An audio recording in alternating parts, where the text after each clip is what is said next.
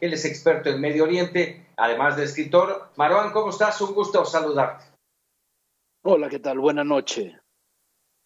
Muchas especulaciones, pero bueno, creo que estamos acercándonos más al tema del almacén de pirotecnia y de este material Más o confiscado menos. en un barco ruso, ¿no? Más o menos. A ver, si el problema en general cuando se habla de Medio Oriente y más desde este lado del mundo, en Uh-huh. particular desde México, es que cualquier cosa que suene a Medio Oriente se empieza a valorar de la misma manera como si Medio Oriente fuera un solo país, y en el que todas las asunciones se anteponen a tratar de entender los contextos de cada uno de los distintos países. Uh-huh. Eso orilló que en las primeras horas se hayan corrido muchísimas teorías que al final caían más en la especulación y que al parecer parecían más que tener la intención de afirmarse o de reafirmarse dentro de la misma especulación, cuando se habló que podría ser Hezbollah, que podría ser Israel, que podría ser algún grupo terrorista externo, cualquier cosa del estilo, porque al final la zona, si es cierto, permite hacer muchas especulaciones hasta que uno decide tratar de entender un poco el enramado en el que se sitúan los distintos eventos. ¿A dónde quiero llegar con esto? Uh-huh. La tesis que hasta ahora tiene mucho más sensatez y que ha sido reconocida por parte tanto de autoridades como de ciertos entornos alrededor del Líbano, del mismo evento, apunta más que a una bodega de pirotecnia, a una bodega donde estaba este material del que estaban hablando ahora en la nota, donde yo no Uh-huh. tenía la información de que fuera recomisado de un barco ruso. Yo toda la información que tengo es que fue decomisado hace 6 años y llevaba estos Fíjate. 6 años ya dejado, y al final con un abandono que fue deteriorándose a partir de una Uh-huh. relación que es la que nos podría resolver muchas de las cosas y que al mismo tiempo orilla a otro tipo de preocupaciones.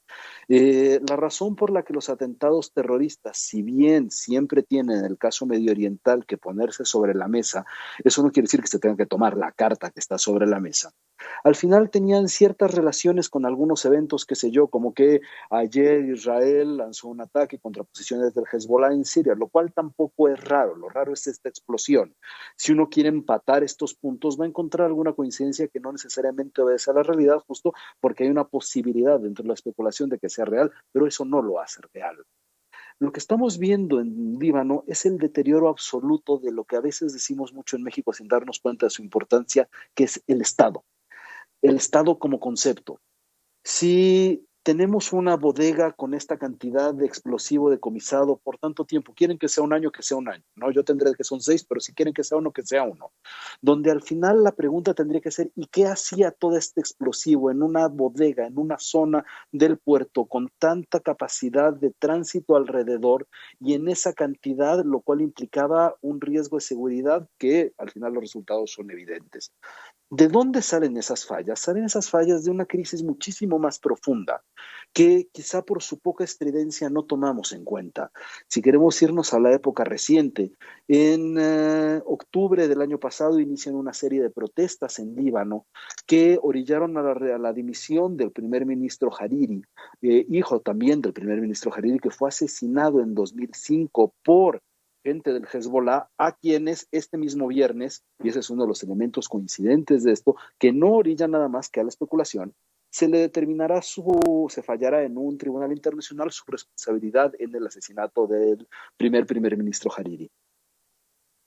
Cuando tenemos una crisis que empieza en octubre de 2019, a causa de denuncias de corrupción, de sectarización de la política, de mal manejo de la economía, donde al final llegaban al punto en que los cortes de suministro eléctrico eran cosa de todos los días, imposibilitando la vida dentro del país, donde había también problemas de alimentación, problemas sanitarios a los que se les suma el COVID, y llegamos a un punto en el que hoy tenemos la moneda libanesa devaluada en los últimos 8 meses un 80%.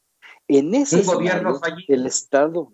un Estado fallido, diferenciemos gobierno de Estado, aquí es mucho más grave, un Estado fallido que no es capaz de suministrar, olvidémonos el tema de la devaluación, olvidémonos el tema de la seguridad, de lo más básico en la calle, no es capaz de asegurar que hay una bodega con 2.750 toneladas de un explosivo abandonadas a la suerte de Dios.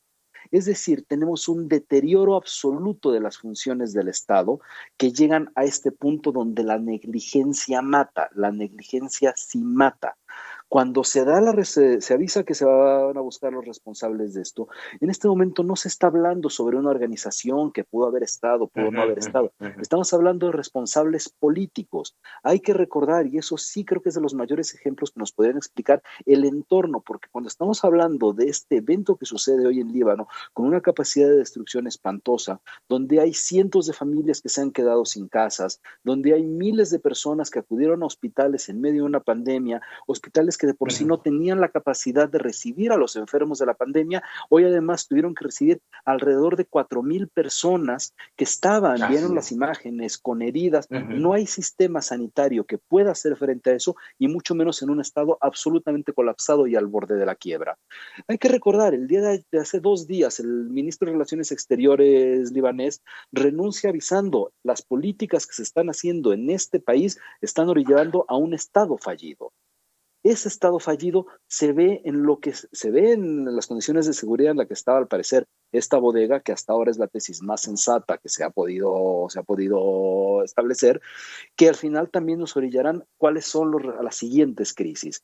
Quizá entonces, más allá de la explosión, que es el evento del que estamos hablando, por razones obvias, tenemos que pensar en simultáneo en la explosión y en el Líbano previo a la explosión y posterior a la explosión. ¿Por qué el escenario posterior? Beirut es un puerto donde llega muchísima mercancía. Beirut hoy no puede recibir mercancía. Dentro de la mercancía que se recibe hay comida. Es decir, que la comida que normalmente habría llegado, tendría que llegar, porque esto no se va a recoger mañana, que tendría que llegar en las próximas semanas, no va a llegar a Beirut. Por eso ahora tendrá que llegar a Trípoli, y ya se designó Trípoli. Esto, así como lo estás manejando, y ya con el tiempo encima, así como lo estás manejando, Marwan, esto va a llevar a una explosión más, la explosión social que ya venía con descontento contra el Estado y que ahora con esto podría agravarse una situación allá. Sí, yo tengo un problema con un lenguaje y trato de establecerlo a lo largo de todo el día. Tengo mucho problema con el lenguaje usado no necesariamente en su lugar. No me gusta hablar de una explosión nueva, no me gusta hablar de una guerra civil nueva, no me gusta hablar de las distintas analogías bélicas que al final suenan muy llamativas en los medios, pero no ilustran absolutamente nada en lo que estamos hablando. Preferiría evitar la explosión, porque la idea de explosión social la tenemos desde octubre de 2019, sin que haya mucha atención por parte de los medios. Ahora los medios estamos prestando atención a una explosión real, no necesariamente a el problema social que se ha venido cocinando a lo largo de décadas en Líbano y que toma su expresión más álgida desde octubre de 2019.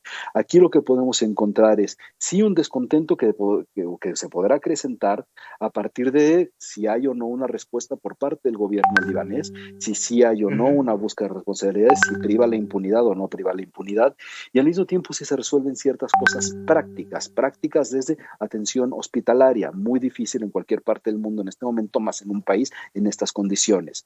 Después también tenemos otra, hay que pensar cuáles de los grupos que se puedan encontrar en distinta situación de disputa de poder puedan querer aprovecharse de la fragilidad en la que se encuentra el país a raíz de lo que venía pasando sumado con esto. ¿Qué quiero decir con esto? Que haya grupos que puedan querer sacar algún tipo de usufructo político de la desgracia, como ocurre en cualquier otro país. Solamente que las condiciones de este país, en este momento, con una explosión de este estilo, donde quizá haya que pensar en cómo se va a resolver el problema de suministro de harina, que al parecer, por ejemplo, también fue afectada una de las reservas de harina cerca de la zona, podría ser las cosas que levanten los ánimos. Ahora, lo importante es la prudencia y pensar primero en este momento las víctimas, qué es lo que está pasando con las víctimas y cómo se va a resolver, porque si la siguiente crisis es una crisis alimentaria, vamos a tener que estar pensando en otra cosa que no necesariamente va a llegar a ocupar los medios. Esperemos que no. Marwan Soto Antaki, no será la última en que estaremos platicando, no nada más de temas de Medio Oriente, pero bueno, aquí estaremos. Te agradezco muchísimo. Muchísimas gracias.